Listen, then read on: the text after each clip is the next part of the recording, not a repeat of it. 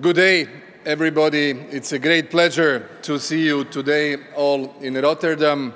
And may I use this opportunity at the beginning of my speech, first of all, to thank to our hosts from CDA, President Huybers and the Vice Prime Minister Hekstra, for such a great hospitality that we have all enjoyed here in the Netherlands.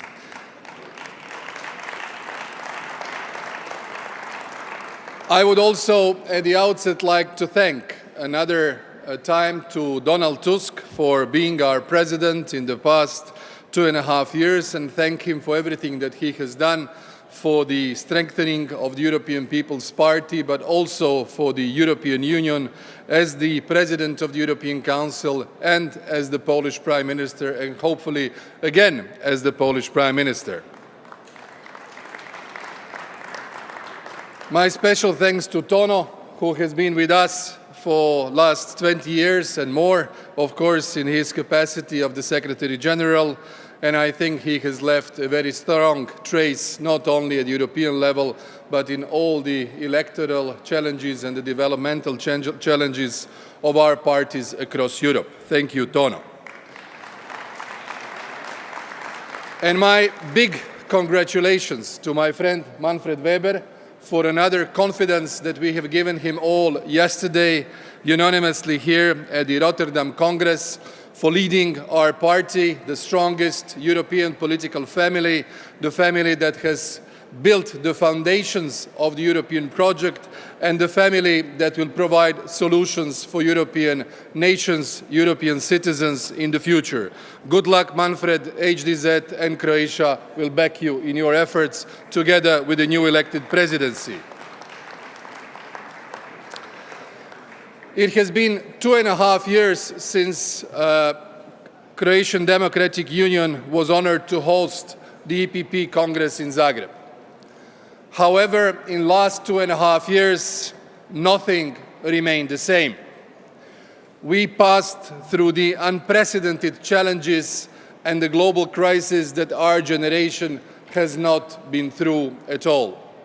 We were all hit by surprise by the pandemic of COVID-19 that has exacerbated the quick reaction of all us on governmental level, on the European level.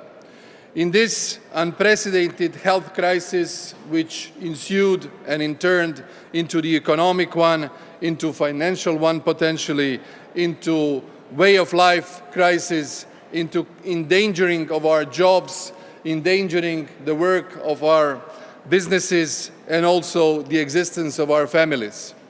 But all of us together, we had a dramatic and a strong answer. We had a big problem and we created a big answer. The European Union with the EU Next Generation has helped our citizens, has helped our countries, our governments to solve the key problems that we were facing. With the synergy of European level, and I would like to thank Ursula for the leadership in this process from you and from the European Commission, and the energy at our national level, we showed the unavoidable and absolutely irreplaceable role of the state in the crisis of such a magnitude. We saved jobs. We paid salaries to the workers in the private sectors.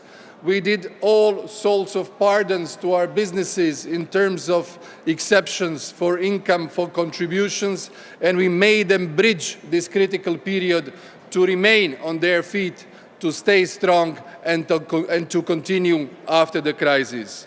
We never allowed that a social fracture happens due to the pandemic and the health crisis. We never allowed that the existence of our families comes to question. On the contrary, we showed unity and we showed quick and efficient reaction of keeping the jobs. But now, as soon as we walked out of this unprecedented crisis, we were witnessing the brutal Russian aggression on Ukraine. This aggression is not only a military one, violating all the foundations of the international law, violating all the principles of the international governance that we all share, but it is also an aggression and the negation of Ukrainian nation, of Ukrainian identity. And therefore, we as the EPP and we from HDZ show our solidarity, our support, and our compassion with Ukrainian people who are fighting for freedom and who are fighting for European values for all of us. Let's thank them on this. In this respect, I think that the EPP should be a leading political force in condemning Russian actions, in pursuing with the packages of sanctions, in not tolerating the policies that are violating everything that we stand for.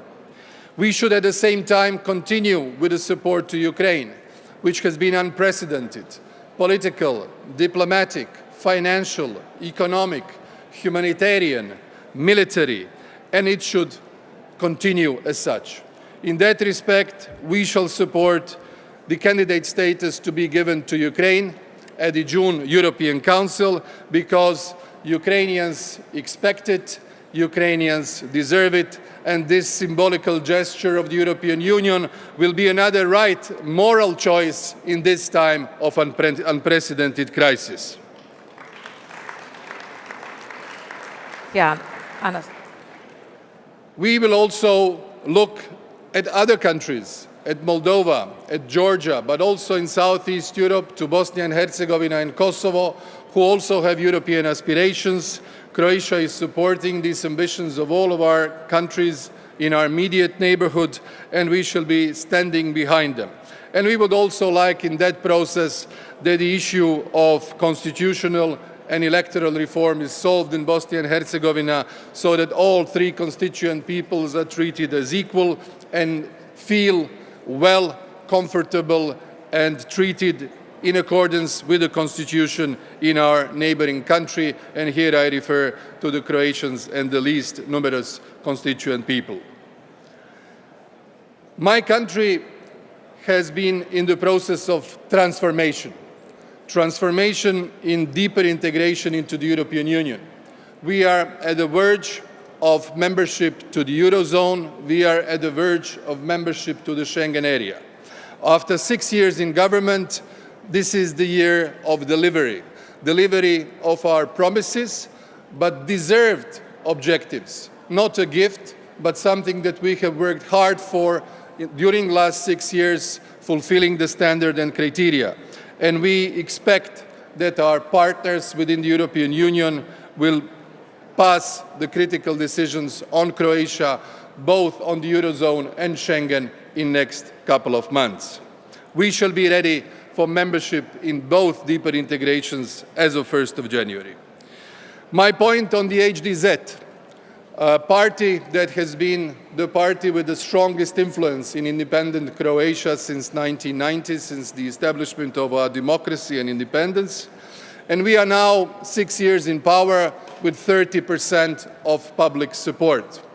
That gives us the obligation to work hard, to continue fighting for every job, for every prospect of our businesses, for energy security, and for interventionism where it is needed, even though contrary to our political philosophy of free market, individual liberties, and freedom of entrepreneurship.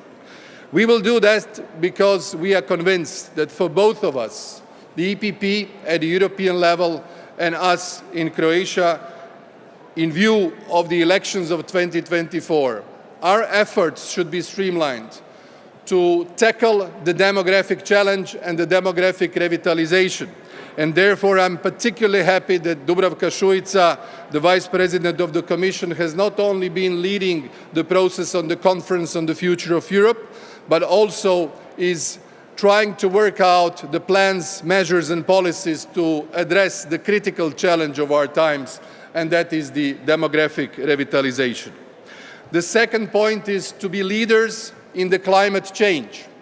We, as the center-right party, should not allow other political actors to take this critical political space, especially and the topic with the young generation.